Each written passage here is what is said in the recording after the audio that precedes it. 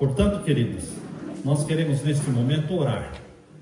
Vamos fechar os olhos, levante a sua mão para que Deus veja o pedido que você tem no coração. Levante a sua mão. Pai Santo que estás nos céus, aqui estamos orando e louvando o teu nome. Louvando porque o Senhor é bom, porque é grande o teu poder, porque o Senhor tem respondido às orações, o Senhor tem curado os enfermos, o Senhor tem ajudado as famílias.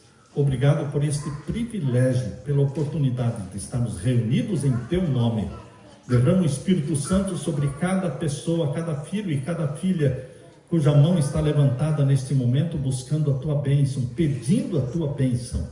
Que o Senhor responda às orações, derramando a bênção necessária para cada um. São bênçãos diferentes, Pai.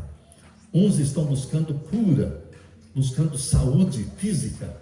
Outros estão buscando soluções de problemas familiares. Outros têm problemas talvez com o marido ou com o filho, ou com a mãe ou com o pai. Está intercedendo por familiares que estão angustiados. Ouve a nossa oração, ouve as orações e os pedidos que estão sendo feitos. Derrama a tua bênção sobre cada um. Aumente a nossa fé. Derrama o Espírito Santo sobre nós em nome de Jesus. Que ao abrirmos a tua palavra, o Senhor abra nossa mente para entendermos a tua palavra, a mensagem tua para nós hoje. Em nome de Jesus que pedimos e todos dizemos amém, Senhor. Amém. Louvado seja Deus. Agora as crianças vão com a tia Leila e nós ficamos aqui. Nós vamos continuar o estudo do Apocalipse com vocês. Abram a Bíblia então em Apocalipse capítulo 1. Apocalipse capítulo 1, nós estudamos com vocês até o verso 8. Capítulo 1 até o verso 8 nós já estudamos. Hoje vamos iniciar com o verso 9. Apocalipse capítulo 1 e o verso 9.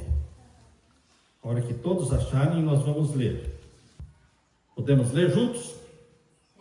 Leiam comigo. Eu, João, irmão vosso e companheiro na tribulação, no reino e na perseverança, em Jesus, achei-me na ilha chamada Patmos, por causa da palavra de Deus e do testemunho de Jesus.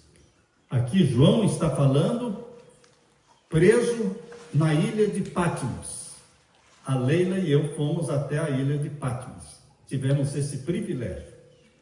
É uma ilha totalmente rochosa. Hoje ela está na Grécia, pertence à Grécia. Hoje existem cerca de 1000 casas ali, todas pintadas de branco.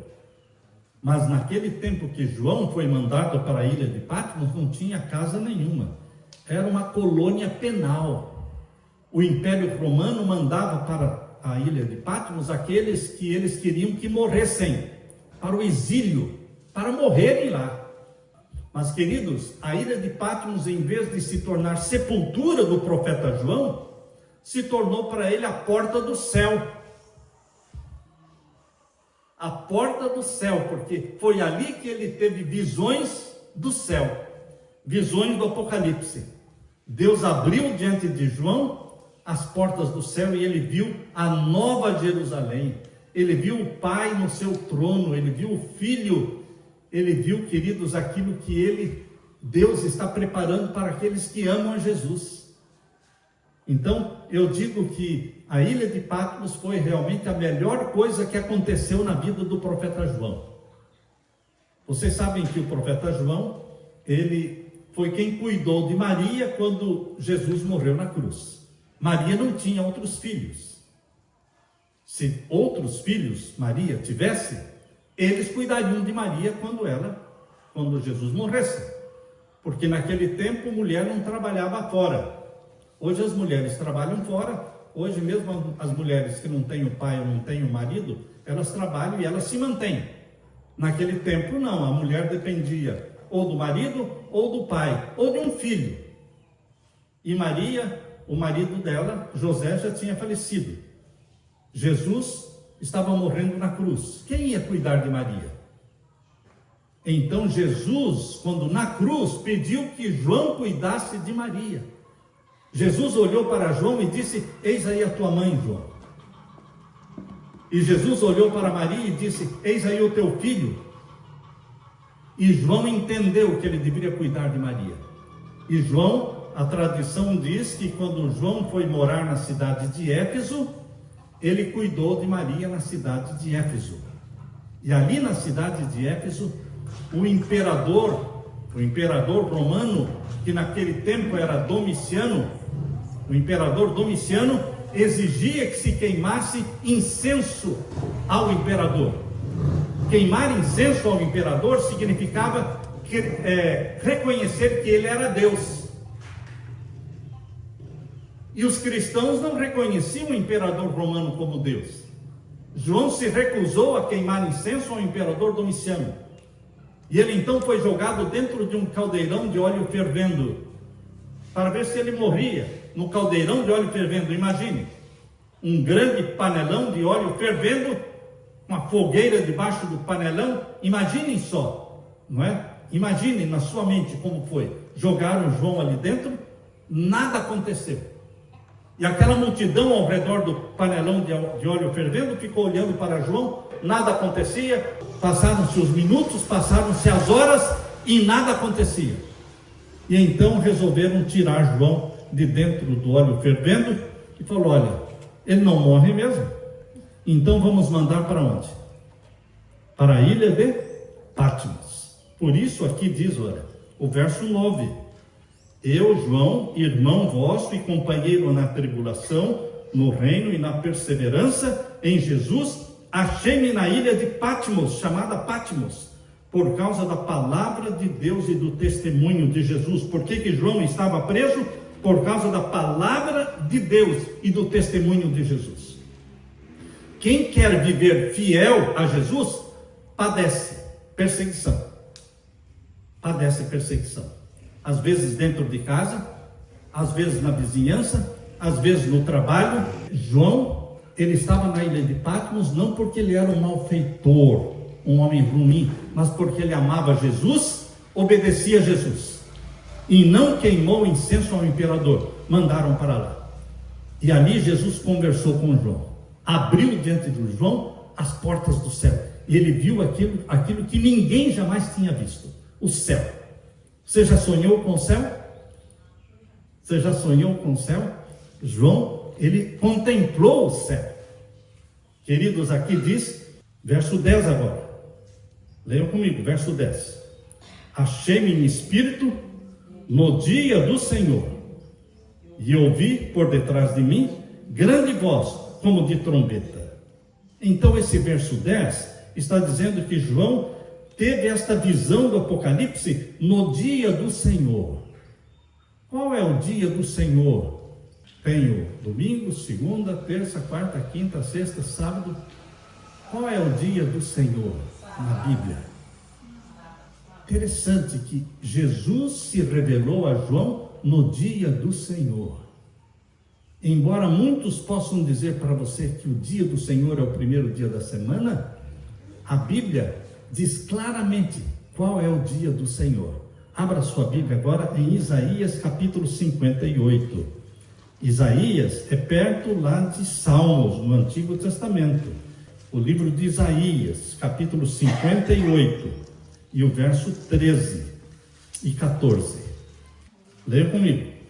Se desviares o pé de profanar o sábado, e de cuidar dos teus próprios interesses no meu santo dia, se chamares ao sábado deleitoso e santo dia do Senhor, digno de honra, e o honrares, não seguindo os teus caminhos, não pretendendo fazer a tua própria vontade, nem falando palavras vãs, então te deleitarás no Senhor, e eu te farei cavalgar sobre os altos da terra, e te sustentarei com a herança do teu pai, porque a boca do Senhor o disse. Te sustentarei com a herança de Jacó, teu pai, porque a boca do Senhor o disse.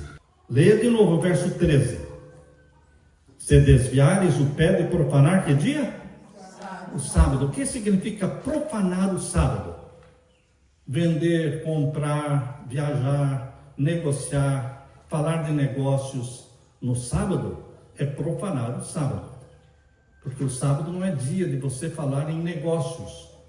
Quanto vai custar? Quanto é que eu vou pagar? Eu vou fazer isso, vou fazer aquilo. Sábado não é dia de você falar das coisas de cada dia. Cada dia você compra, vende, viaja, negocia, cada dia da semana. Mas o sábado é diferente.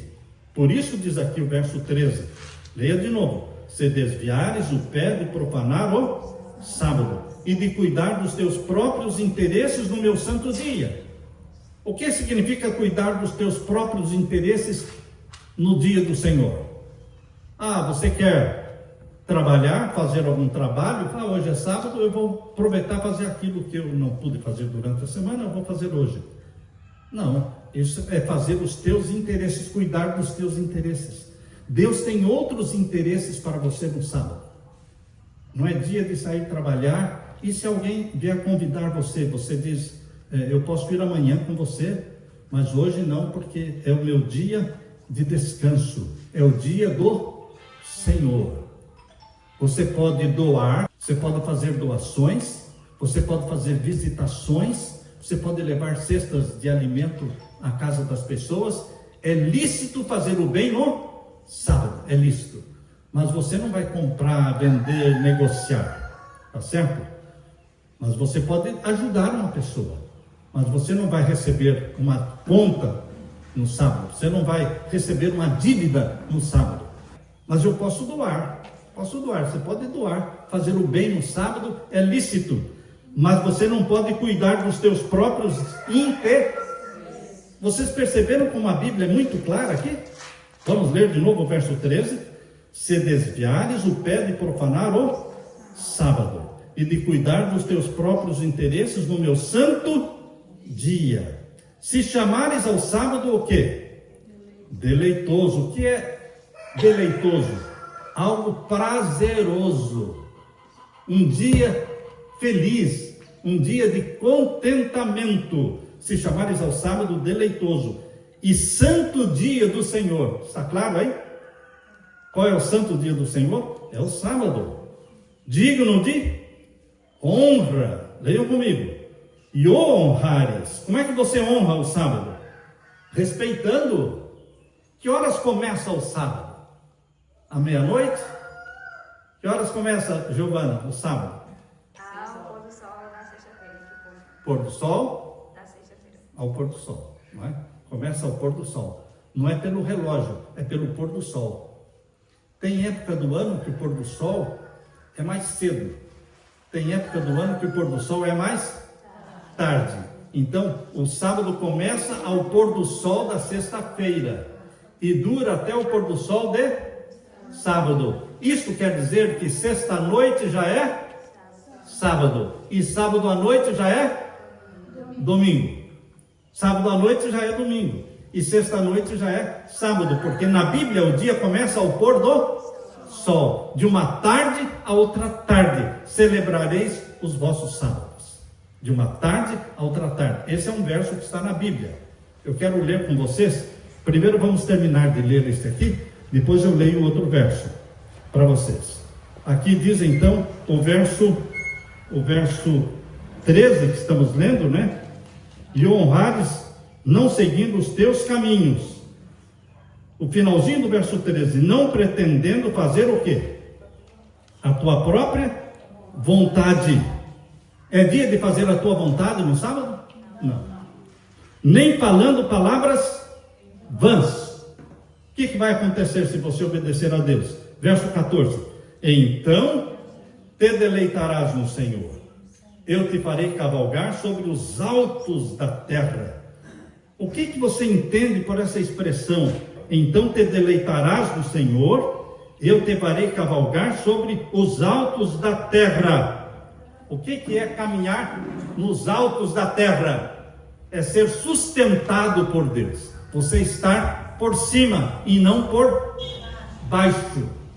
Estar por cima é porque você está sendo abençoado por Deus, cuidado por Deus, sustentado por Deus, porque você obedeceu a Deus. Aqui diz o verso 14: então te deleitarás no Senhor, eu te farei cavalgar sobre os altos da terra, e te sustentarei com a herança de Jacó teu pai, porque a boca do Senhor o disse. Está muito claro isso aqui? Agora vejam o capítulo 56. Vejam o capítulo 56. Aqui diz o capítulo 56. Vamos ler então o verso 2. O verso 2. Leiam comigo. Capítulo 56, verso 2. Bem-aventurado o homem que faz isto, e o filho do homem que nisto se firma, que se guarda de profanar o quê? O sábado, e guarda sua mão de cometer algum mal. Viu só a bênção do Senhor para aquele que não profana o sábado. E agora o verso 6. Verso 6. Aos estrangeiros que se chegam ao Senhor para o servirem e para amarem o nome do Senhor, sendo deste modo servos seus, sim, todos os que guardam o... Está claro isso aqui? Vamos ler de novo o verso 6? Leiam comigo. Aos estrangeiros que se achegam ao Senhor para o servirem e para amarem o nome do Senhor, sendo deste modo servos seus, sim, todos os que guardam o sábado, não o profanando, e abraçam a minha aliança. Deus diz que todos os que guardam o sábado se tornam servos de Deus. Isso está aqui no verso 6, capítulo 56, verso 6. Olha aqui, o verso 7. Verso 7 agora. Também os levarei ao meu santo monte, e os alegrarei na minha casa de oração. Os seus holocaustos e os seus sacrifícios serão aceitos no meu altar, porque a minha casa será chamada casa de oração para todos os povos. Queridos, aqui está a bênção para aqueles que respeitam os mandamentos de Deus. Dos 10 mandamentos, o 4º mandamento fala do sábado. O 4º mandamento diz: lembra-te do dia do sábado para o santificar. Abra sua Bíblia agora em Êxodo capítulo 20. Êxodo é o 2º livro da Bíblia. Leia agora o verso 8 até o verso 11. Verso 8 até o verso 11. Este é o 4º mandamento da lei de Deus. Quantos mandamentos tem a lei de Deus? 10. Este é o 4º. Leia comigo, verso 8. Lembra-te do dia de sábado para o santificar. 6 dias trabalharás e farás toda a tua obra. Mas o 7º dia é o sábado do Senhor teu Deus. Não farás nenhum trabalho, nem tu, nem o teu filho, nem a tua filha, nem o teu servo, nem a tua serva, nem o teu animal, nem o forasteiro das tuas portas para dentro. Por quê? Verso 11. Em 6 dias fez o Senhor os céus e a terra, o mar e tudo que neles há, e ao 7º dia descansou. Por isso o Senhor abençoou o dia de sábado e o santificou. Deixa alguma margem de dúvida este mandamento? É difícil entender? Mas por que é que todo mundo guarda o domingo e não o sábado, quando o mandamento de Deus diz claramente que o 7º dia é o sábado? Há pessoas que pensam que o 7º dia é o domingo, porque ele começa contando segunda-feira. Se você não começar contando a semana, qual é o primeiro dia da semana? Domingo. Se você começar a contar na segunda, o 7º vai cair no domingo. Se você começar contando na segunda, mas segunda não é o primeiro dia da semana. Então, o 7º dia, aqui diz o verso 8, né, o capítulo 20, verso 8, o 7º dia é o sábado. Então, queridos, quando João recebeu a visão do Apocalipse, lá na ilha de Patmos, que fica na Grécia, os céus se abriram, Jesus falou com ele, e João falou: eu fui arrebatado em espírito no dia do Senhor. E o dia do Senhor na Bíblia é o sábado. Onde está escrito isso? Isaías 58, verso 13. Porque você vai ser exigido de mostrar na Bíblia Se até hoje nunca ninguém pediu para você provar e mostrar na Bíblia, saiba que agora eles vão pedir. Daqui para frente, você vai ter que ter a sua Bíblia marcada, igual está marcada ali a Bíblia do Zé Divino lá. Está marcado ali. Você vai ter que pintar os versos, porque as pessoas vão perguntar, por quê? Por que guardar esse dia? Onde isso está na Bíblia? E você vai ter que abrir a Bíblia e mostrar para a pessoa. Quando você anda no caminho que todo mundo anda, quando você guarda o dia que todo mundo guarda, você não precisa provar nada, porque todo mundo faz. Mas quando você faz diferente, as pessoas perguntam, por que você é diferente? Por que todo mundo está indo trabalhar no sábado e você está indo para a igreja, está descansando no sábado? Por quê? Você vai ter que abrir a Bíblia. Queridos, quando João recebeu esta visão, lá no Apocalipse, volte agora para o Apocalipse, capítulo 1. Aqui no capítulo 1 de Apocalipse, diz que ele recebeu a visão no dia do Senhor. Verso 10. Acharam aí? Apocalipse, capítulo 1, verso 10. Então a gente estava lá em Êxodo, agora voltou para Apocalipse. É assim mesmo. A Bíblia explica a Bíblia. Você não pode explicar a Bíblia. Eu não posso explicar a Bíblia. Mas eu posso ler um verso que explica outro verso. É assim que você explica a Bíblia. Lendo um verso que explica outro verso. Ajuda você a entender. Vamos ler de novo o capítulo 1 de Apocalipse, verso 10. Achei-me em espírito no dia do Senhor. E ouvi por detrás de mim grande voz, como de trombeta. A voz de quem é que João estava ouvindo? A voz de Deus. Era Deus que estava falando com ele. E o verso 11, dizendo, o que vês, escreve em livro e manda às 7 igrejas. Éfeso, Esmirna, Pérgamo, Tiatira, Sardes, Filadélfia e Laodiceia. A ordem de Deus é, João, toda esta visão que eu estou dando para você, você escreva num livro e mande, espalhe, mande para as 7 igrejas que estão na Ásia Menor. Todas estas 7 cidades mencionadas aqui, olha aí, essas 7 cidades, Éfeso, Esmirna, Pérgamo, Tiatira, Sardes, Filadélfia e Laodiceia, todas estas cidades, naquele tempo, estavam na Ásia Menor, hoje estão na Turquia. Quando alguém falar da Turquia, lembrem-se que lá na Turquia estão estas 7 cidades. 5 delas são ruínas. 5 delas são ruínas. Éfeso é somente ruína. Você pode visitar a cidade de Éfeso. A lei e eu já estivemos ali visitando. As ruínas têm ruínas bem conservadas. Esmirna, por exemplo, não é ruína. Esmirna é uma cidade grande hoje. Nós dormimos 2 noites na cidade, num hotel ali em Esmirna. A cidade de Pérgamo também é ruína, mas tem uma vilazinha. Perto da ruína de Pérgamo tem uma pequena vila. Pérgamo fica numa montanha bem alta, que você tem um teleférico, que você entra lá e sobe para este alto da montanha onde está a cidade de Pérgamo. Mas são ruínas. A cidade de Tiatira também é ruína. A cidade de Sardes também é ruína. A cidade de Filadélfia é uma grande cidade hoje, ela existe. Laodiceia é ruína. Então nós visitamos estas 7 cidades. Nessas 7 cidades existiam igrejas cristãs e João escreveu a carta que ele recebeu de Jesus aqui no Apocalipse e mandou para estas 7 igrejas que estavam nas 7 cidades. Leiam comigo então agora o verso 12. Verso 12. Voltei-me para ver quem falava comigo, e voltado, vi 7 candeeiros de ouro.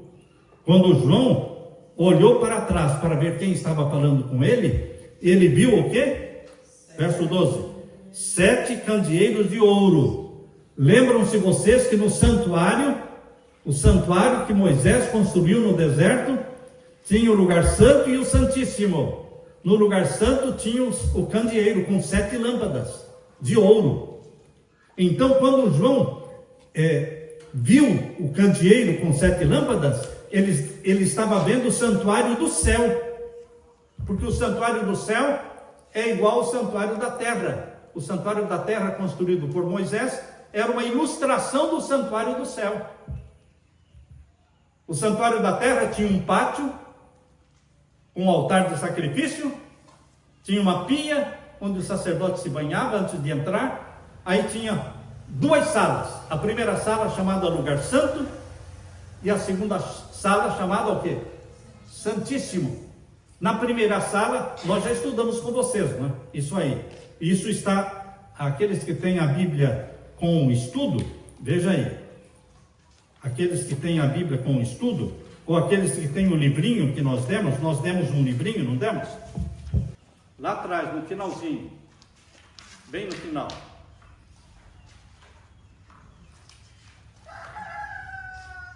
Todos acharam aí?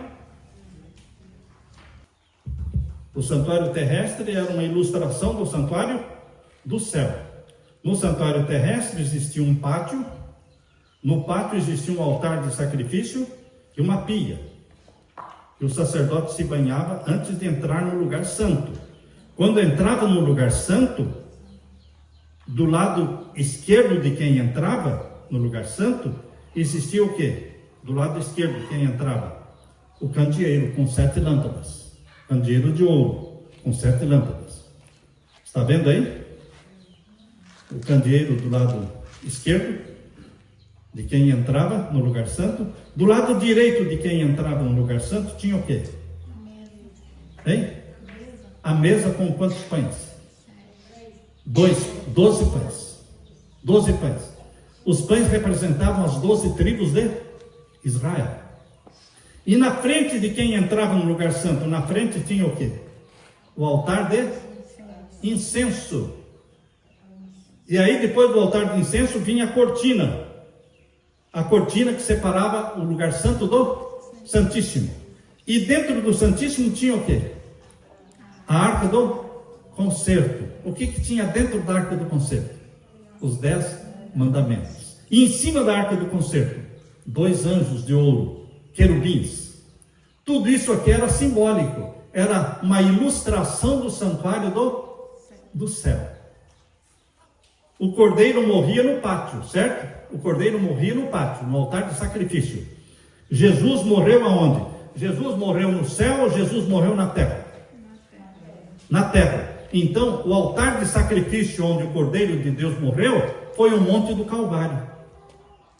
Jesus morreu no Monte do Calvário, que foi o altar de sacrifício do santuário celestial, porque Jesus não morreu no céu, morreu na terra.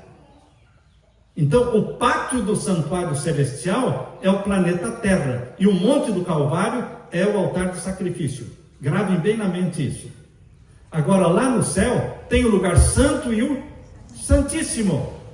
E João teve essa visão, agora voltando para Apocalipse capítulo 1, João teve essa visão, quando ele falou no capítulo 1, verso 12, voltei-me para ver quem falava comigo. E voltado, vi 7 candeeiros de ouro. Quando ele diz assim, eu vi 7 candeeiros de ouro, ele está dizendo, eu vi o lugar santo do santuário do céu. E Jesus estava andando no meio dos 7 candeeiros.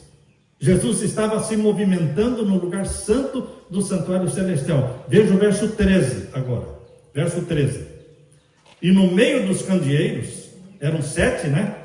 No meio, um semelhante ao Filho do Homem. Quem é esse semelhante ao Filho do Homem? Jesus. João viu Jesus andando no lugar santo no meio dos 7 candeeiros de ouro. Verso 13. Qual era a vestimenta de Jesus? Com vestes talares. O que é vestes talares? Vestidos compridos, que ia até o chão. Era a vestimenta do sacerdote. Os sacerdotes se vestiam assim, com vestes compridas. E Jesus, ele foi visto vestindo vestimentas de sacerdote. Por que ele estava vestido com vestes de sacerdote? Porque ele é o nosso sacerdote. E Jesus é o seu sacerdote. E João viu Jesus andando no lugar santo, vestido como um sacerdote, vestes compridas, chamadas na Bíblia de vestes talares, e cingido, finalzinho do verso 13, cingido à altura do peito com uma cinta de ouro. E agora o verso 14, a cabeça de Jesus como era? Verso 14, a sua cabeça era, e cabelos eram o quê? Brancos. Se alguém perguntar para você, qual era a cor do cabelo de Jesus? Bom, quando ele andou na terra, a gente não sabe, né? Deveria ser cabelo preto. Ele não era loiro, ele era um judeu. Então ele deveria ter semelhante aos judeus. Mas no céu, João viu ele de cabelos grandes e cabelos brancos. Estão vendo aí? Estamos lendo o verso 14. Cabelos eram brancos como a alva lã, como neve. E os olhos verdes, azuis, como é que é? Hein? Chamas de fogo. Olhos como chamas de fogo que brilham, olhos que brilham.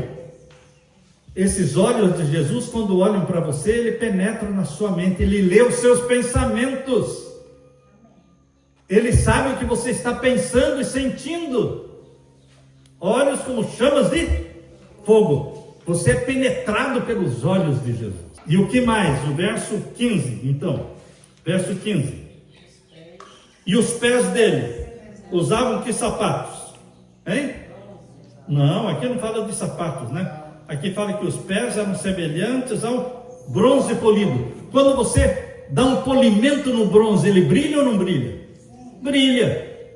Então, João disse, os pés de Jesus eram como bronze polido, ou seja, brilhavam. Brilhavam os pés de Jesus, verso 15. Continue lendo. O que mais?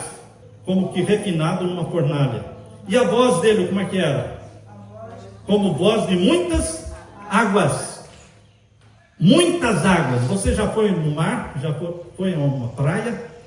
Você já esteve perto de onde as ondas quebram as ondas? Quando as ondas vêm, né? Elas vêm assim, se revolvendo, e elas vêm, ondas altas, e elas quebram nas rochas.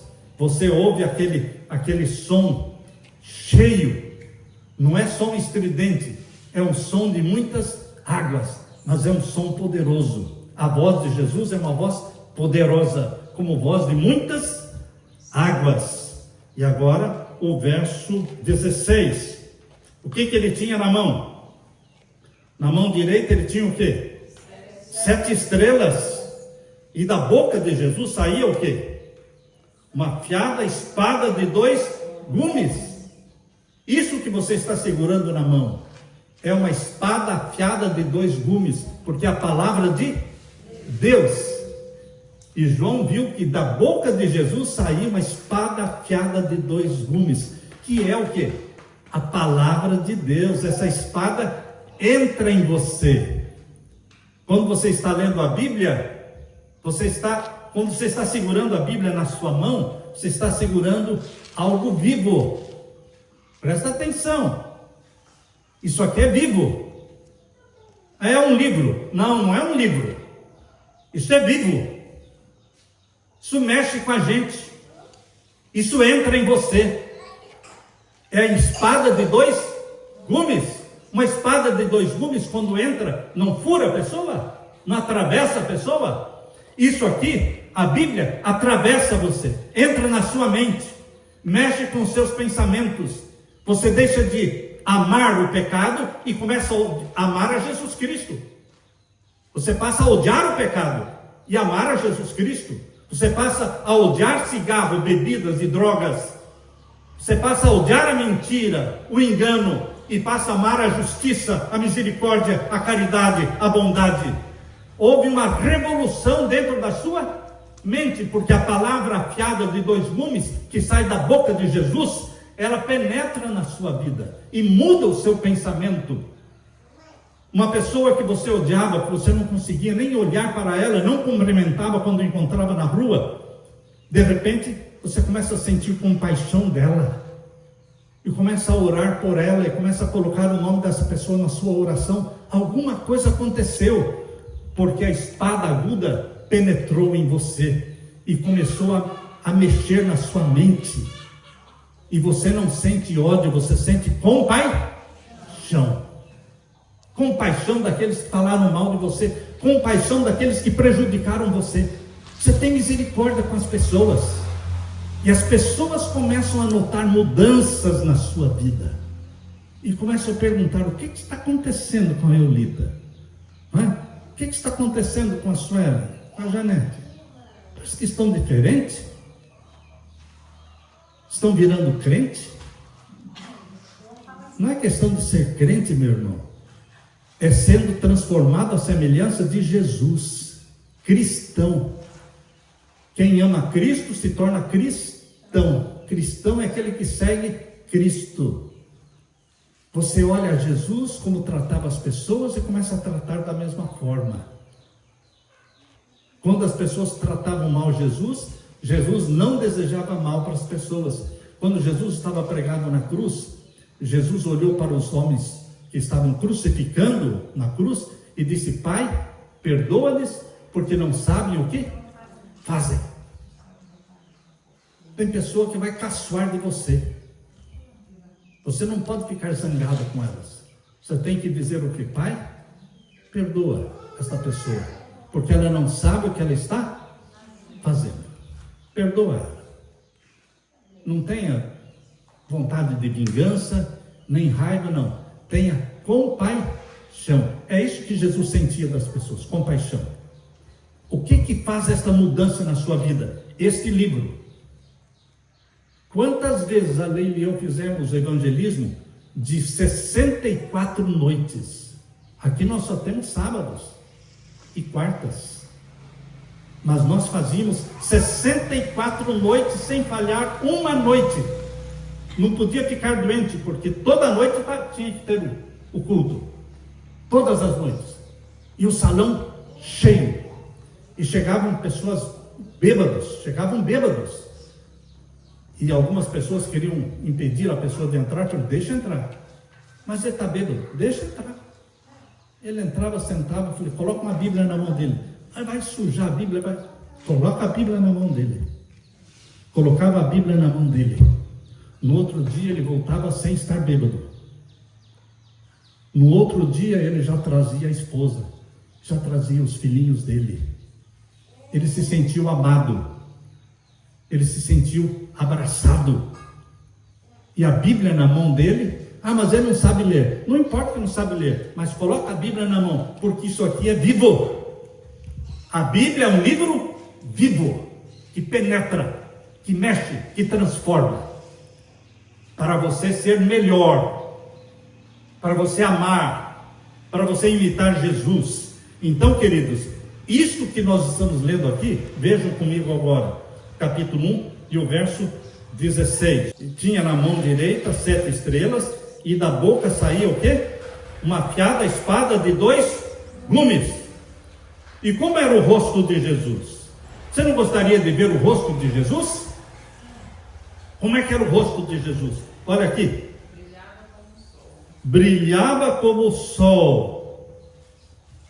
Quando você olha para o sol, você consegue enxergar outra coisa? Se você olha para o sol, depois tira o olho, você não enxerga mais nada. Você fica assim meio cego por uns minutinhos, porque o sol é muito poderoso. Agora, João estava contemplando o rosto do Criador do sol. Imagine o brilho que existe no rosto do Criador do sol. E João contemplou o rosto de Jesus, e aqui diz o quê? Aqui diz: o seu rosto brilhava como o sol na sua força. Qual é a maior força do sol? Hein? Meio-dia. Meio-dia é a maior força do sol. O rosto de Jesus é como o brilho do sol ao meio-dia. Então, e agora veja o verso 17. Quando João viu tudo isso, o que aconteceu com João? Verso 17. Quando eu ouvi, o que? Saí correndo? Caí. Quando a pessoa contempla Deus, o que ele faz? Ele desfalece. É muita energia que consome a sua energia. E ele se desfaleceu, caiu. Olha aí, quando ouvi, caí aos seus pés, como morto. Caí como morto. Mas não estava morto. Continue o verso 17. Porém, ele pôs sobre mim a mão direita, dizendo: não temas, eu sou o primeiro e o último. Jesus colocou a mão sobre João e disse: não tenha medo, eu sou o primeiro e o último. E ele levantou João. Ele levanta você, meu querido irmão. Ele levanta você quando você cai em desespero, em lágrimas, em confissão dos seus pecados, quando você se lança ao chão e ajoelha-se e pede perdão. Jesus coloca a mão sobre você e diz: não tenha medo, eu sou o primeiro e o último. E o verso 18: aquele que vive, estive morto, mas eis que estou vivo pelos séculos dos séculos, e tenho as chaves da morte e do inferno. Eu fui vivo e morri e ressuscitei. É isso que ele está dizendo aqui, o verso 18. Aquele que vive, estive morto. Ele morreu na sexta-feira e ressuscitou que dia? No domingo. Morreu na sexta, ressuscitou domingo. Aquele que vive, estive morto, mas eis que estou vivo pelos séculos dos séculos, e tenho as chaves da morte e do inferno. Ou seja, ele pode abrir as sepulturas. Ele saiu da sepultura. Ele deixou o túmulo vazio, a sepultura aberta. E quando ele saiu da sepultura, ele olhou para a sepultura aberta e disse: eu sou a ressurreição e a vida. E aquele que crê em mim, ainda que morra, eu o ressuscitarei. Meu querido irmão, minha querida irmã, você está diante daquele que é tudo. Ele é poderoso. Ele não está morto, ele está vivo. Você não adora um Deus morto, você adora um Deus vivo. E porque ele vive, nós também viveremos. Ele quer colocar a mão dele sobre você e dizer: não tenha medo. Ele expulsa os medos da sua vida. E quando você cai, ele levanta você. Ele está vivo pelos séculos dos séculos. E ele vai voltar a esta terra para nos buscar, porque nós vamos viver com ele. Eu vivo e vós também vivereis, ele disse. Essa é a bendita promessa de Jesus. Porque ele vive, nós também viveremos com ele. Ele voltará em breve para nos buscar. Amém? Amém. Eu quero me preparar para quando Jesus voltar, subir para o céu com ele, porque estamos sendo transformados à semelhança dele. Se você tem esse desejo, levante a sua mão. Aleluia. Deixe-me orar com você. Pai querido que estás nos céus, obrigado porque Jesus Cristo vivia e morreu, e agora ele vive para sempre, porque reviveu, ressuscitou, deixou o túmulo aberto. Ele disse: eu sou a ressurreição e a vida. Pai querido, em nome de Jesus pedimos que Jesus volte logo nos buscar, que o Senhor olhe lá do céu, as mãos levantadas, derramando o Espírito Santo sobre cada um, respondendo às orações, abençoando os teus filhos e tuas filhas, que nós cremos no Senhor e nós amamos a Jesus e queremos que ele volte logo. Queremos ir com Jesus para o céu. Em nome de Jesus que pedimos estas bênçãos e agradecemos, e todos dizem amém, Senhor. Amém. Louvado seja o Senhor.